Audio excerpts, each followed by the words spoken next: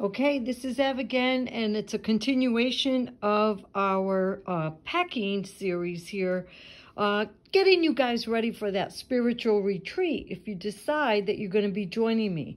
So what I got here is a TSA lock, and it's very important that you get a TSA lock. You have to figure it out. This particular one, the combination unloops and releases from this side, and the key releases from this side. So when TSA, so it's like two locks in one, a combination lock and a key lock. So when TSA goes in, has to check your luggage, because they found something that they have to investigate, they will use this universal key down here and open up your lock and go in, leave a piece of paper saying that it's been inspected by TSA, because that's your right to know, and then you will be all set.